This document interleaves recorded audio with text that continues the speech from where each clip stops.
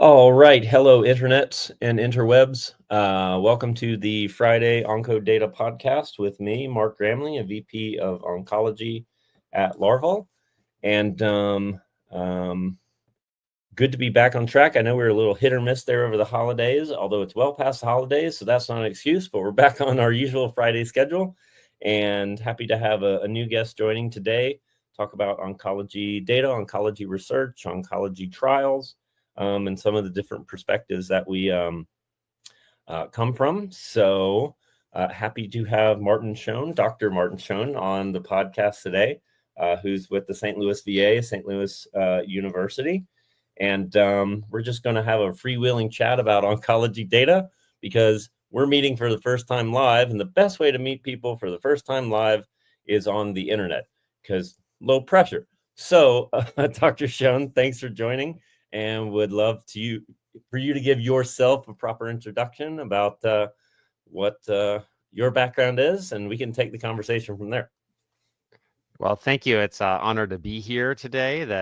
Appreciate the ability to chat about things that are very dear to my heart, which is oncology data. Yes, I'm Marty Schoen. I am an assistant professor of medicine at St. Louis University and a staff oncologist at the St. Louis Veterans Affairs Medical Center. My interests are, span across the different oncology spectrum, but the real thing that I specialize in is using data, mainly from the Veterans Affairs, to answer questions and try to get insights to help treat our patients a little bit better.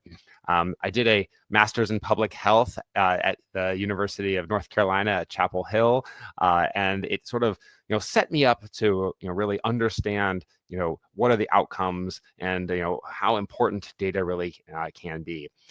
And so these days I definitely use the VA data bases as well as others to try and analyze outcomes, especially in places where there is not clinical trial data, or that the clinical trials are small or impossible to do. I feel like that is really where the insights from data, especially real world data, can be helpful, is in situations that you either can't run a clinical trial, or such as older patients or patients with comorbidities. And love to talk more about the role of real world data, but as well, how do we use all of the data resources that are available to better care for our patients. Well, if you're interested in data, then you're in the right place, and that's what we do. And glad to hear you spent a little time studying a little bit at Chapel Hill, where I spent about 5 years, 5.5. It's been a long time ago. I forget how long it took me to get that degree.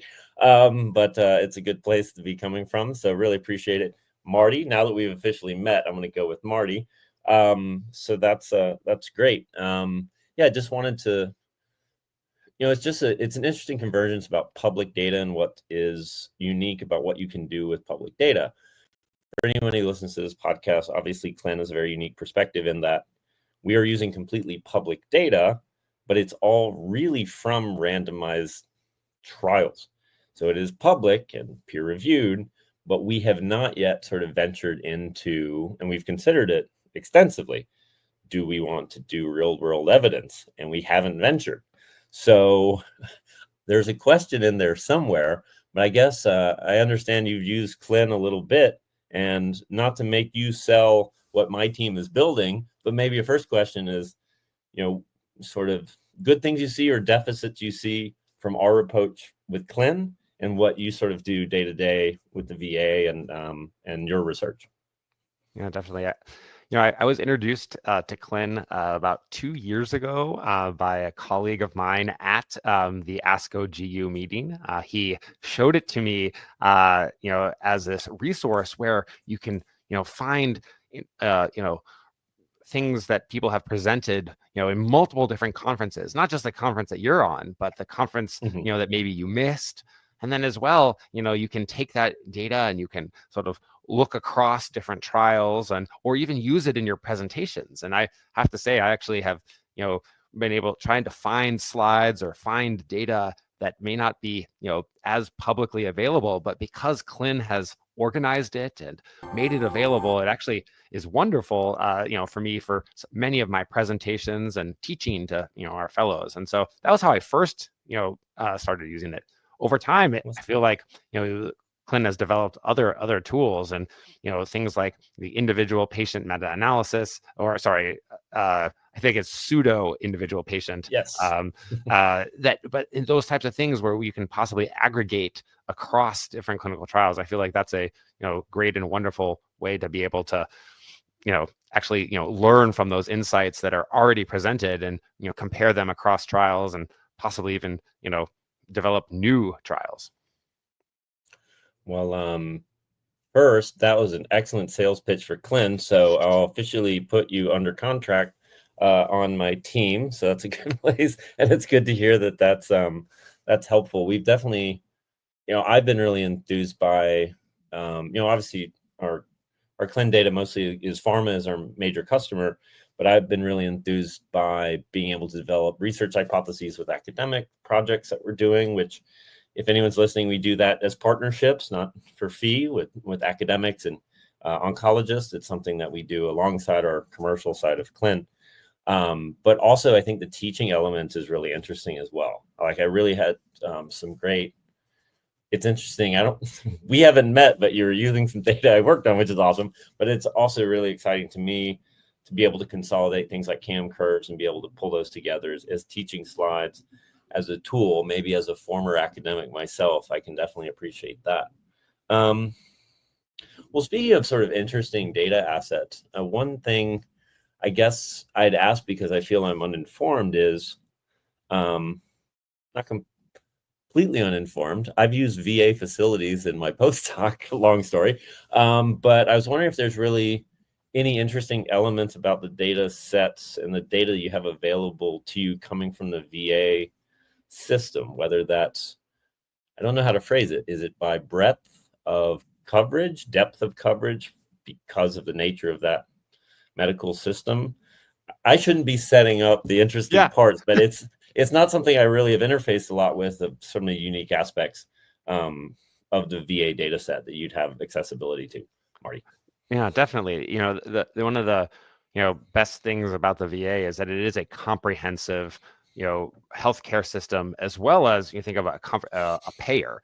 So we have not only the clinical data, things like someone's blood counts or their tumor reports and their genetic sequencing, but we also have every claim that has been created, and every procedure. And so some data sets either are mainly claims based, others are very unique and clinical, but we have the be able to blend both of them.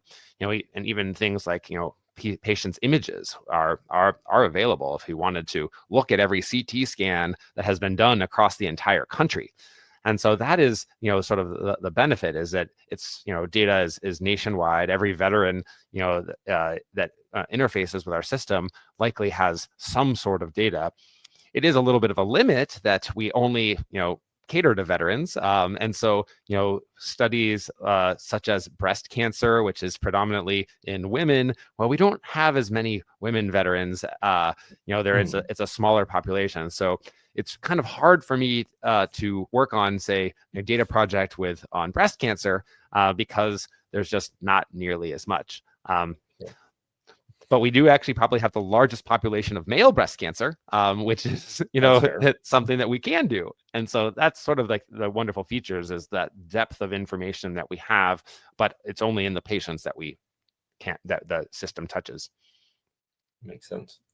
Would you say there's, not that we want to advertise anyone else's products on my podcast, but are there other tools or systems that you're utilizing that sort of help, I hate to use the word supplement, that's not a very scientific word, but that you use in terms of how you and your team look at trials, conduct research, some other tools that you find helpful in this space? Because obviously cleanse from one place, right?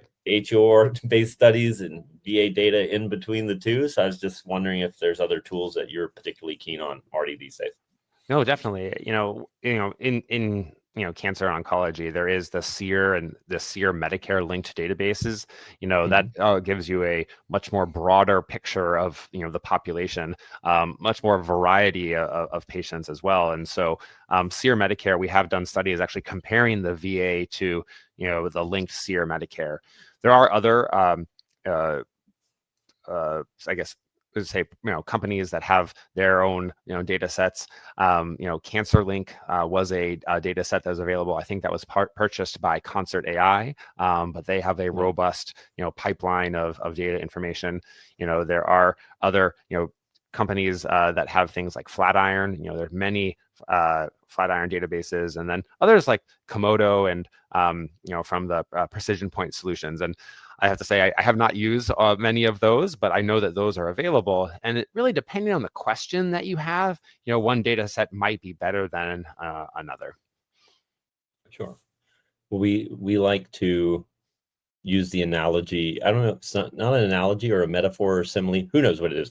But what we describe it as, there's all different ways to climb that mountain, and yes. Two key elements of that proverbial mountain climb is from the patient data set, the patient by patient data set, and climbing up that one side. And we've built Clin and most of our other oncology products from the other side, which is the curation of that public data. And that's why we're particularly excited with the new pseudo IPD developments of Clin, which we're still living in the public sphere. We haven't decided to, this mountain metaphor is getting out of hand. We haven't decided to run around to the other side of the mountain quite yet. But that's why we're really excited to be synthesizing what we can do with at-risk tables with the digitized KM curves, put that together, and maybe not to the extent of synthetic control arms, which I know has been taught in recent years, but at least to raise interesting questions and put that together. So I think I forgot to put a question in any of that. Maybe there's a question in there some way. Maybe there's a reaction to that, Marty. We're just really excited about it. I do have a reaction to that. I think that being able to create a pseudo IPD and then possibly even doing a meta-analysis of pseudo IPD would be a powerful tool.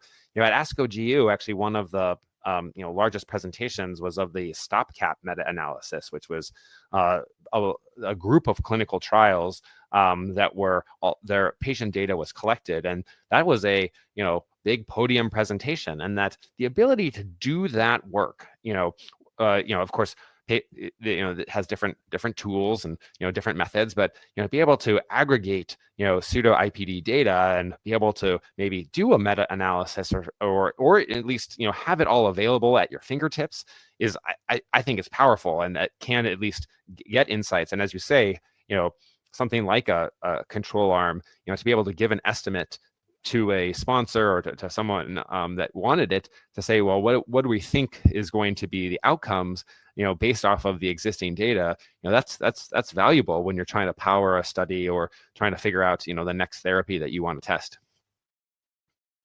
Absolutely.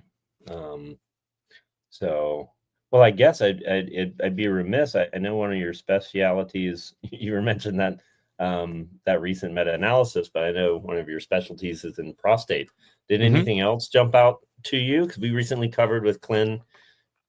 Podcast listeners know the type of ASCO GU coverage that we did. Was there anything else that jumped out to you? And if maybe you were watching our podcast, did I forget to cover anything? No, this is a quality control question.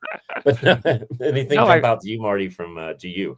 I think that I think we finally have rather robust data for the role of PARP inhibitors, which was something from the TelePro 2 trial. I think that the team at Clin and LARVOL actually highlighted that got probably some of the biggest buzz at the conference, and I would agree, because I think it really cemented the role in metastatic castrate-resistant prostate cancer of PARP inhibitors in certain populations, and that I think when you have multiple trials showing improvements in overall survival in patients with BRCA mutations or other key mutations, it really does sort of move the field forward. So I think that was sort of probably the biggest buzz, and also I think you showed it with the sentiment that was displayed.